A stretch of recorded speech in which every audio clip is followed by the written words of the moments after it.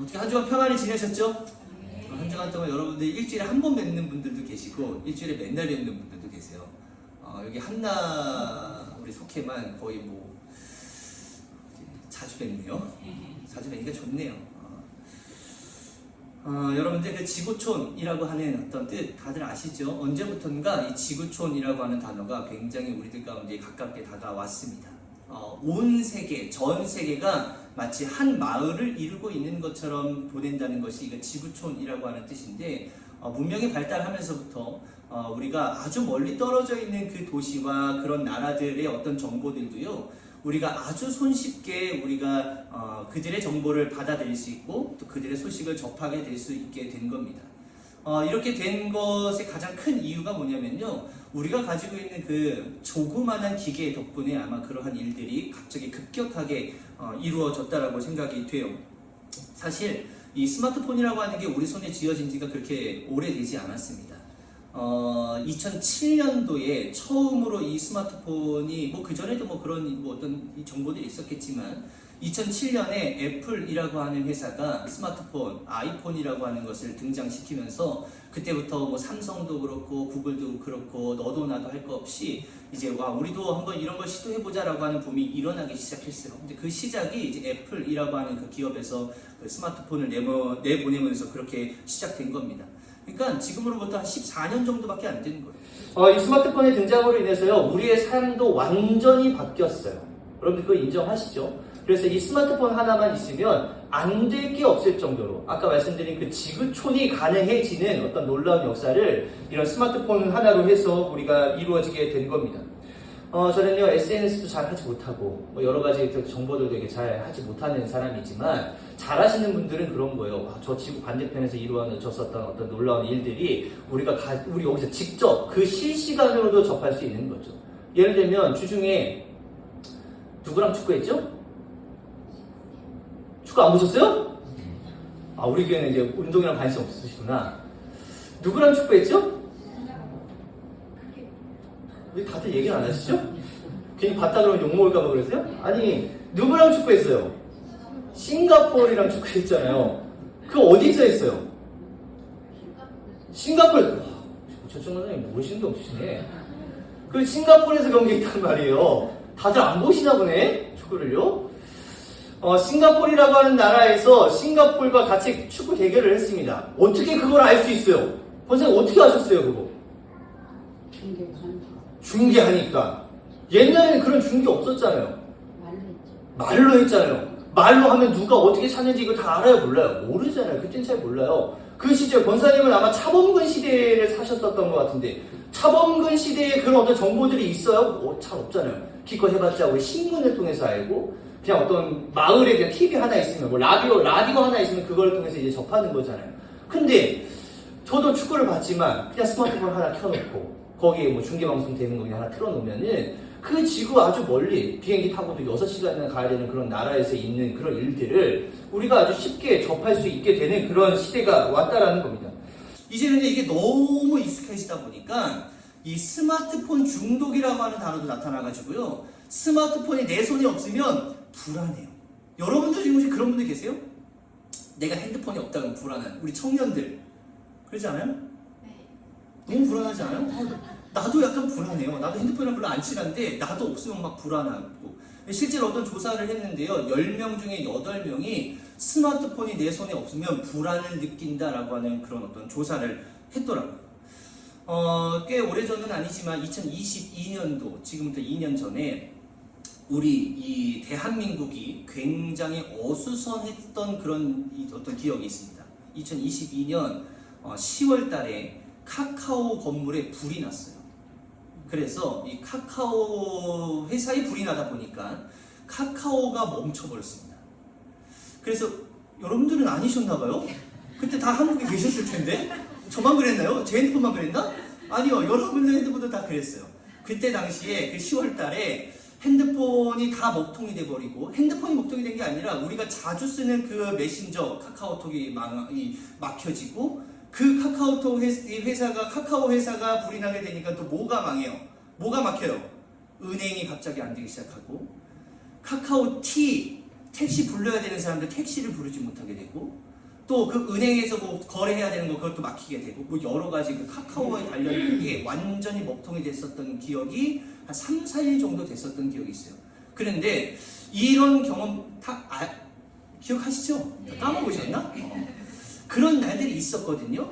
근데 그때 당시 한 3, 4일 정도 이게 먹통이 되다 보니까 사람들이 어떻게 반응하느냐, 세 가지 부류의 반응이 있다더라 라고 하는 게 어떤 뉴스에서 그렇게 소개하더라고요. 첫 번째 뭐냐면 화내는 사람이 있었다는 거예요. 아니 이렇게 큰 대기업이 그 불 하나 났다고 이게 먹통이 되는 게 이게 과연 말이 되는 건가? 그렇게 되면 불이라도 났으면 불은 뭐 금방 꺼졌을 텐데 이거 빨리 복구해가지고 우리의 어떤 편의를 다시 봐줄 수 있도록 어떤 빨리 복구가 있어야 되지 않은 건가? 이렇게 큰 대기업이 이렇게 되는 게 말이 되냐? 그러면서 화를 내는 부류가 한 부류가 있었고요. 두 번째 부류는 뭐냐면 대안을 찾는 사람들이 있었다는 거예요. 그 대안이 어떤 대안이야? 카카오가 불이 났다고? 카카오가 안 된다고? 그러면 뭐 다른 거 해야 되겠다. 라인이라고 하는 어떤 메신저를 해가지고 이거 라인 한번 써봐야겠다. 아니다. 텔레그램이라고 하는 걸 써봐가지고 해야 되겠다. 그 당시 진짜 실제로요. 텔레그램이라고 하는 그 메신저의 그 가입자 수가 굉장히 늘었다고 해요. 세 번째 부류는 뭐냐면요. 의외로 좋다. 라고 하는 부류가 있었다는 거예요.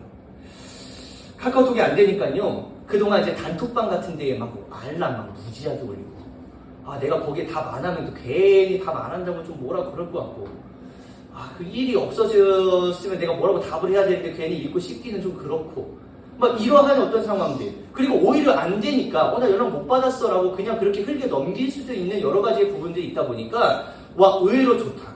라고 하는 부류가 있더라고요. 저는 1번, 2번, 3번 중에 어디였을까요?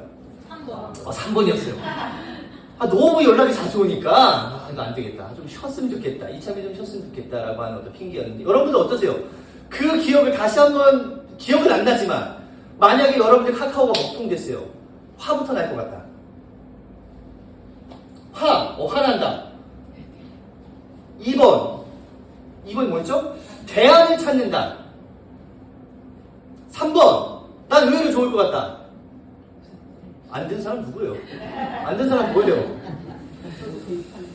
우리는요, 이거 미처 우리가 느끼지 못하는 거거든요. 우리가 평소에 느끼지 못하지만 우리가 여러 사람들과 연결이 되어져 있다라고 하는 것은 우리가 부인할 수 없어요.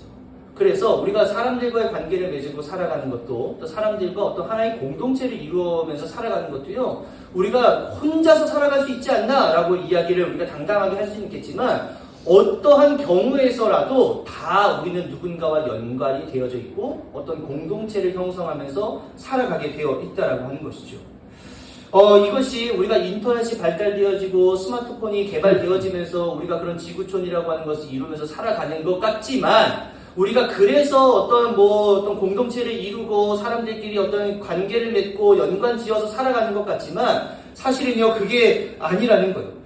원래 우리 사람은요, 태어날 때부터 교제와 어떤 관계와 이런 게 다 맺어져 있는 누군가와 연결되어진 존재로 이렇게 태어났다라고 하는 거예요.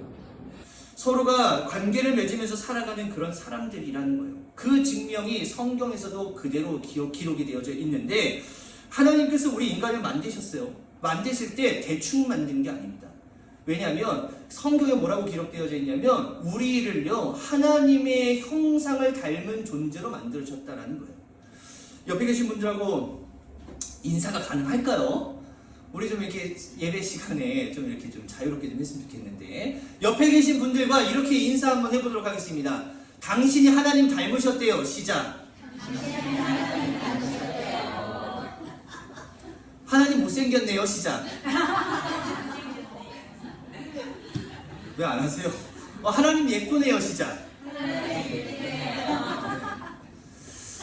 우리가 하나님의 형상을 닮았다라고 하는 건요, 우리가 하나님의 얼굴을 닮았다라는 겁니다. 그러니까 뭐 어떤 형상, 모습을 닮았다라고 하는 것도 이야기할 수 있겠지만 하나님의 마음, 하나님의 성품을 닮은 존재라고 하는 것을 우리가 인정할 수 있어야 되는 건데 이것뿐만이 아니에요. 창세기 2장 7절에 보니까 찾을 수 있는 분들 한번 찾아보세요. 창세기 2장 7절에 보니까 여호와 하나님이 땅의 흙으로 사람을 지으셨는데 생기를 그 코에 불어 넣으셨어요. 그렇게 되니까 사람이 생명이 되었다라고 기록합니다. 그러니까 모습만 닮은 게 아니라 그 코에다가 루하으라고 하는데 그 숨, 하나님의 호흡을 이렇게 불어 넣어주니까 흙에 존재였던 이 사람이 생명이 되었다는 건데, 왜 생명이라는 게 중요한 거냐면 생명이라고 하는 것 자체가 하나님과 교제가 가능한 사람이 되었다는 거예요. 영적인 존재가 되었다는 겁니다. 그 전에는 그냥 육적인 존재에 불과했지만 하나님의 호흡으로 인해서 생명, 하나님과 영적으로 교감할 수 있는 사람이 됐다는 거예요. 그러니까 우리가 혼자서 살아가는 것 같지만 우리는 누구와 관계를 맺고 살아가는 거예요? 하나님하고 관계를 맺고 살아간다는 것이죠. 그것뿐만이 아닙니다. 창세기 2장 18절에 보니까 여호와 하나님이 이르시되 사람이 혼자 사는 것이 좋지 아니하니 내가 그를 위하여 돕는 배필을 지으리라.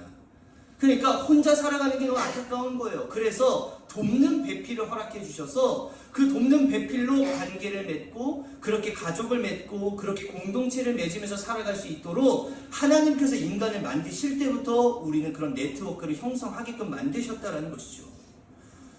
여러분, 우리가 이 하나님과의 관계 속에서 이런 관계가 제대로 이루어지지 않으면 어떻게 되냐면요, 마치 카카오가 먹통이 되었었던 것처럼 우리 인간도 굉장히 어수선하고 굉장히 혼란스럽게 될 수밖에 없다는 것이죠. 우리가 하나님과의 관계가 멈춰버리면요, 하나님으로부터 우리가 화를 낼 수도 있어요. 그리고 하나님 말고 다른 대안을 찾을 수도 있어요. 그리고 의외로 좋다, 하나님과의 관계가 끊어지니까 의외로 괜찮네 라고 그렇게 생각하게 될 수도 있다는 것이죠. 첫 번째 이런 겁니다. 하나님, 왜 저와 관계를 끊으셨습니까?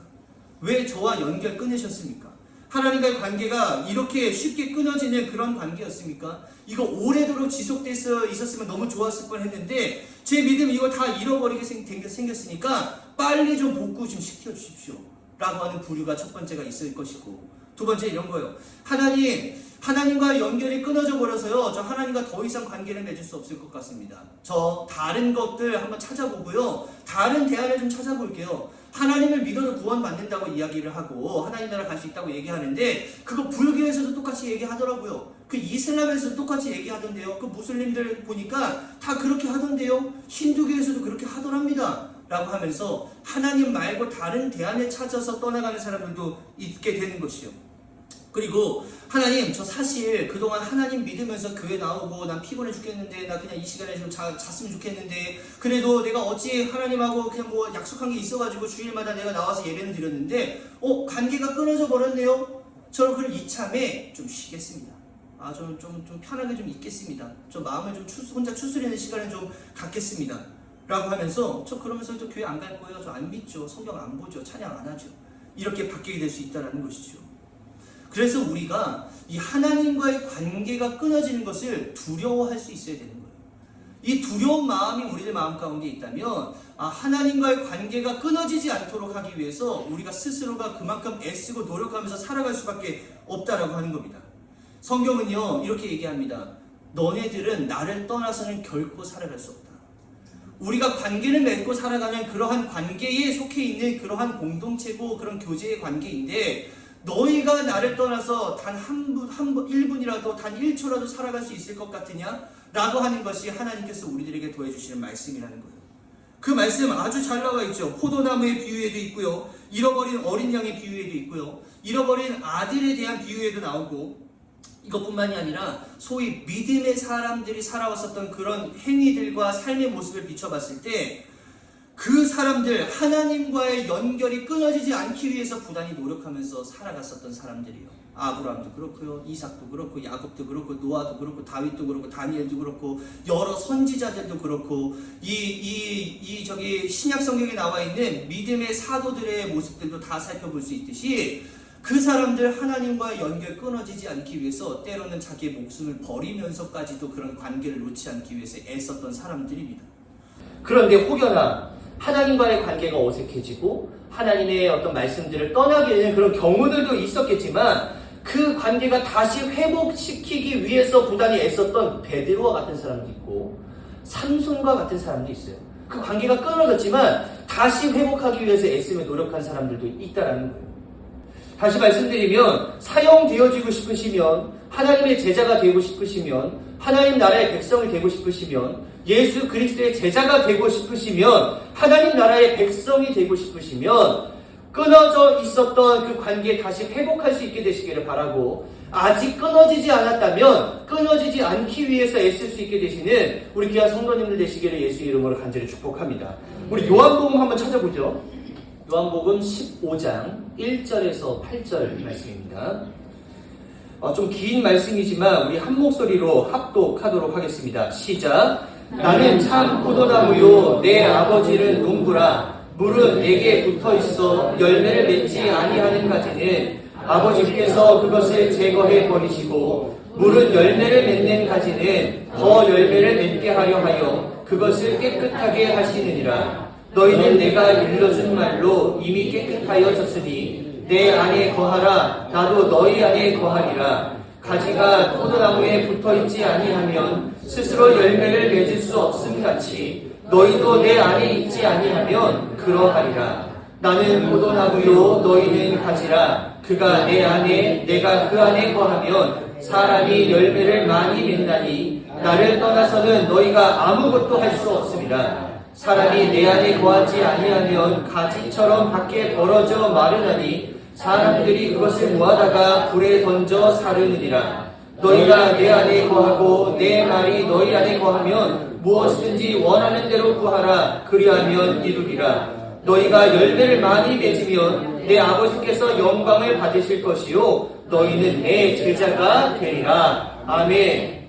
여기서 계속 반복하고 있는 건 뭐냐면요, 제발 좀 붙어있으라는 거예요. 제발 좀 떨어지지 않기 위해서 애 좀 쓰라는 거예요. 왜냐? 떨어지게 되면, 거기서 붙어있지 못하게 되면 불에 던져 사라지게 된다는 것이죠. 그걸 성경은 뭐라고 이야기하냐면 지옥에 간다라고 하는 것으로 번역하고 있는 거예요. 이렇게 자꾸 거하고 내 안에 있어라, 붙어있어라, 그리고 열매를 많이 맺어라, 그러면 너가 내 제자가 될 것이다 라고 하는 이런 반복적으로 내 안에 있을 것을 하나님께서 요구하시고 예수님께서 말씀하시지만, 이걸 지키지 않는 우리는요, 점점 하나님과 관계가 이상해지고 있는 것을 느끼고, 이거를 지키지 않았을 때 하나님과의 관계가 서먹서먹해진다라고 하는 것을 우리가 아주 잘 느끼실 거예요. 아담과 하와가 오늘 본문 말씀 보자면요, 하나님의 형상대로 지어졌으면 뭐해요? 하나님을 떠났는데요. 하나님께서 그 코에 생기를 불어넣어 주셔서 생명이 되면 뭐예요? 하나님의 낯을 피하여 도망갔는데요.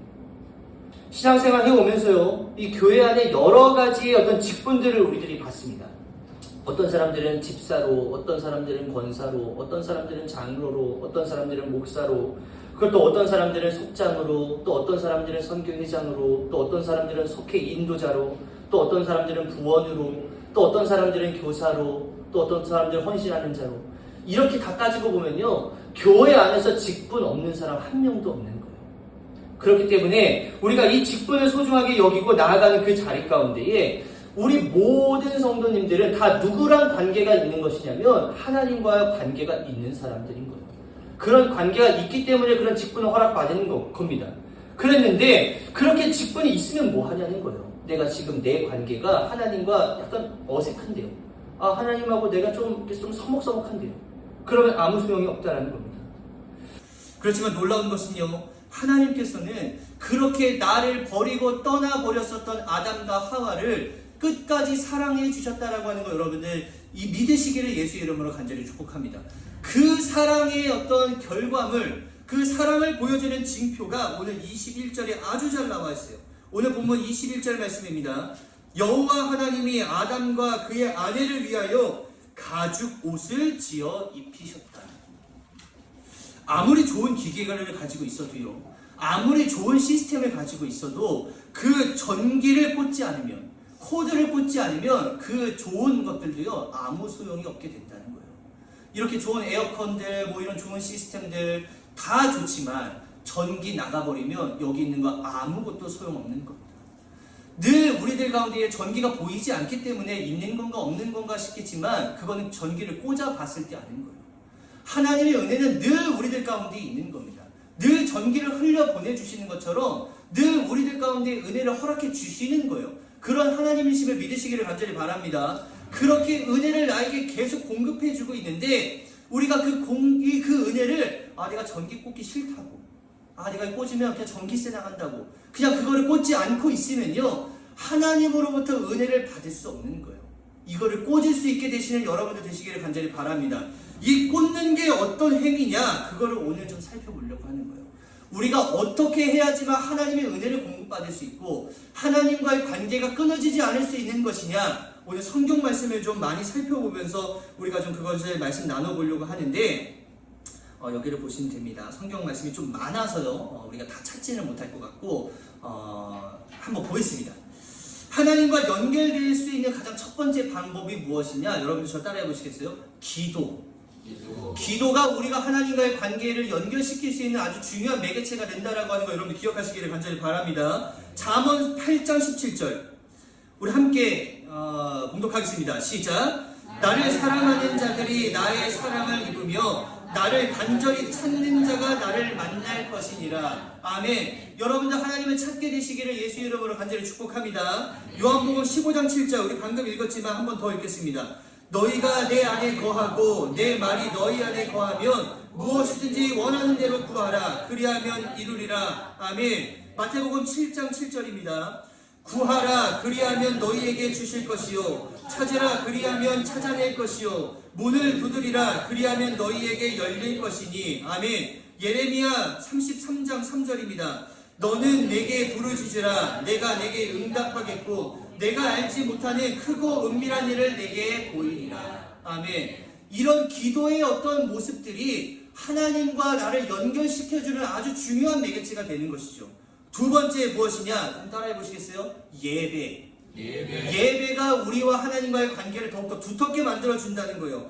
요한복음 4장 23절 시작. 아버지께 참되게 예배하는 자들은 영과 진리로 예배할 때가 오나니 곧 이때라. 아버지께서는 자기에게 이렇게 예배하는 자들을 찾으시느니라. 아멘. 예배가 이렇게 관계를 맺게끔 해준다는 것이죠. 자, 세 번째 뭐냐면 따라해 보시겠어요? 찬양. 우리가 하나님 앞에 드리는 그 찬양을 하나님께서 영광 받으시고 그걸로 자꾸 우리와 관계를 맺게끔 하신다는 거예요. 시편 71편 22절입니다. 나의 하나님이여, 내가 또 비파로 주를 찬양하며 주의 성실을 찬양하리이다. 이스라엘의 거룩하신 주여, 내가 수금으로 주를 찬양하리이다. 아멘. 시편 47편 6절입니다. 찬양하라. 하나님을 찬양하라. 찬양하라. 우리 왕을 찬양하라. 아멘. 시편 150편 3절입니다. 나팔소리로 찬양하며 비파와 수금으로 찬양할지어다. 아멘. 찬양. 마지막입니다. 네 번째, 말씀이 또 우리를 하나님과의 관계를 두텁게 만들어준다는 거예요. 요한복음 1장 1절입니다. 시작. 태초에 말씀이 계시니라. 이 말씀이 하나님과 함께 계셨으니 이 말씀은 곧 하나님이시니라. 아멘. 히브리서 4장 12절에서 13절입니다. 하나님의 말씀은 살아있고 운동력이 있어 좌우의 날선 어떤 검보다도 예리하여 혼과 영과 및 관절과 골수를 찔러 쪼개기까지 하며 또 마음의 생각과 뜻을 감찰하나니 지으신 것이 하나라도 그 앞에 나타나지 않음이 없고 오직 만물이 우리를 상관하시는 자의 눈앞에 벌거벗은 것 같이 드러나느니라. 아멘. 디모데후서 3장 15절입니다. 또 어려서부터 성경을 알았나니 성경은 능히 너로 하여금 그리스도 예수 안에 있는 믿음으로 말미암아 구원에 이르는 지혜가 있게 하느니라. 아멘. 말씀 봐야 되겠죠. 찬양해야 되겠죠. 기도해야 되겠죠. 예배 자리를 사모해야 되겠죠. 이거를 그냥 여러분들 나와서 예배 자리를 좀 이렇게 좀 자리를 채우십시오. 기도하십시오. 뭐 찬양하십시오. 뭐 말씀 보십시오. 그냥 단순히 목사가 그냥 허무맹랑한 이야기를 하는 게 아니라요. 서먹서먹해지고 어색해져 있는 여러분들과 하나님과의 관계를 다시 회복시킬 수 있는 방법은요. 여러분들이 세상 가운데서 살아가면서 세상의 어떤 지혜와 지식으로는요. 가까워질 수 있는 퍼센테이지가 1%도 없다는 거예요. 그래서 여러분들에게 기도하십시오. 말씀 좀 보십시오. 예배 자리를 좀 사모하십시오. 기도 좀 열심히 좀 하십시오라고 하는 그런 얘기는요. 제가 저 좋으라고 하는 얘기가 아니라 여러분들 좀 잘 살아가십시오라고 하는 이야기인 거예요. 그런 말씀을 제가 그냥 이 목사가 하는 그런 목소리로 듣는 게 아니라 하나님께서 여러분들과 관계 맺기를 원하신다라고 하는 그런 마음을 가지고 그 마음을 여러분들 읽어내시기를 바라고 그런 자리로 나아갈 수 있게 되시는 우리 귀한 성도님들 되시기를 예수의 이름으로 간절히 축복합니다. 그래서 우리 인천 원당 감리교회가 앞으로 평생 동안 여러분들이 하나님의 나라에 가기 전까지는 늘 예배의 자리를 사모할 수 있게 되시기를 간절히 바라고요. 기도의 자리를 사모할 수 있게 되시기를 바라고, 찬양으로 하나님 영광 올려드리기를 바라고, 말씀을 가지고 하나님을 늘 만날 수 있게 되시는 우리 귀한 성도님들 되시기를 예수의 이름으로 간절히 축복합니다. 여러분들의 어떤 그런 모습을, 어떤 그런 마음이 있는지 모르겠지만, 저도 코로나 때요, 주일날 교회 못 나간 적 있어요. 여러분 다 그런 적 있으시죠? 저도 경석교회 있을 때 코로나 걸려가지고요, 그때 코로나 걸리면 일주일 무조건 통으로 쉬어야 되는 그런 때가 있었잖아요. 그때 어쩔 수 없이 주일을 못 나갔어요. 그러니까 저는 그 실시간 이제 예배가 있기 때문에 그 실시간으로 예배를 드렸어요. 근데 저 그 실시간으로 예배 드리시는 분들도 굉장히 존경합니다. 와, 그 예배 드리기 쉽지 않아요. 진짜 어려운 거거든요. 근데 저 이제 그때 예배 드리고 나서 그 다음 주에 교회를 나갔는데, 와, 그렇게 어색할 수가 없어요. 와, 나 살아생전에 내가 주일을 안 지켰던 적이 있나? 굉장히 어색한 거예요. 저도 성도님들 보기 어색하고, 성도님들 저 보기 어디 갔다 오셨어요? 막 이런 분들도 계시고, 굉장히 이상해져 버린 거예요. 그런데 이게 한 주, 두 주 자꾸 그렇게 되면요, 이 어색함도 어떻게 되는 줄 알아요? 익숙해지는 거예요. 그러면 그 익숙함 때문에 어떻게 되는 줄 아세요? 교회를 떠나는 거예요. 그렇게 떠나는 것 때문에 어떻게 되는 줄 아세요? 그냥 세상 좋은 걸로만 알고 하나님을 언제 믿었던 사람이냐, 그렇게 변해버리고 마는 겁니다. 하나님의 은혜는요, 문제가 없어요. 늘 문제는 어디서 발생하느냐? 셋톱박스에서 발생하는 거고, 그 어떤 그 기계에서 발생되는 거예요. 그러니까 내가 문제라는 얘기입니다. 그러니까 내가 잘 바로 서 있으면 하나님의 은혜는 문제가 없기 때문에 그 문제 없으신 하나님의 은혜를 나만 정신 차리면 은혜 제대로 받을 수 있다라고 하는 것이죠. 여러분들 그러면 그 고장났다고 해서 그냥 그대로 두실 거예요? 여러분들 집에 TV 안 나온다고 그냥 TV 안 나온 대로 그냥 두실 겁니까? 인터넷 안 되면 그냥 셋톱박스 공유기 안 고치고 새로 안 사고 그냥 그대로 두실 거예요? 그렇지 않잖아요. 새로운 기계로 바꿔야 되는 것이고, 어떨 때는 인터넷 기사를 불러서 그걸 또 교체를 해야 되는 것이고, TV가 안 나오면 TV 기사를 불러서라도 그걸 다 고쳐놓는 거잖아요. 마찬가지입니다. 우리가 안 되면요, 고칠 수 있어야 되는 거예요. 여러분들의 관계가 하나님과의 관계로 어색해져 있으면 그 어색함을 풀 수 있어야 되는 것이죠. 그 관계가 고장나 버렸어요. 그러면 누구를 불러서라도 그 고장난 관계를 다시 회복시킬 수 있어야 되는 겁니다. 우리 회복의 방법, 아까 말씀드렸던 예배의 자리로 나오는 거예요. 기도의 자리로 나오는 거예요. 여러분들의 입술로 찬양하는 거예요. 여러분들의 입술로 말씀을 읽어가면서 고백하는 거예요. 그게 여러분들의 신앙을 고칠 수 있는 가장 중요한 매개체라고 하는 거 여러분들 기억하시고, 내가 지금 하나님과의 관계가 어색해져 있는지, 하나님과의 나의 관계가 지금 서먹서먹해져 있는지, 지금 네트워킹이 잘 되고 있는지 저는 모르지만 여러분들 스스로는 너무 잘 아시잖아요. 그러니까 그 알고 있는 그런 관계를 다시 한번 붙잡을 수 있게 되셔서 우리들에게 그 가죽 옷으로 사랑을 끝까지 더해주신다라고 하는 걸 여러분들이 기억했을 때 그 은혜의 자리로 나아가 하나님의 은혜를 덧입을 수 있게 되시는 우리 인천 원당 감리교회 성도님 되시기를 간절히 바라고요. 그런 예배의 자리를 사모했을 때에, 기도의 자리를 사모했을 때, 찬양의 자리를 사모했을 때, 말씀의 자리를 사모했을 때 여러분들에게 더하여 주시는 은혜가 내가 이 세상에서 얻어지는 그 놀라운 것들보다도 훨씬 크다라고 하는 거 여러분들 기억하셔서 하나님의 은혜의 그 단비를 여러분들 몸 가운데에 흠뻑 젖게 하셔서 그 은혜의 길로 날마다 걸어갈 수 있게 되시기를 예수의 이름으로 간절히 축복합니다. 아멘.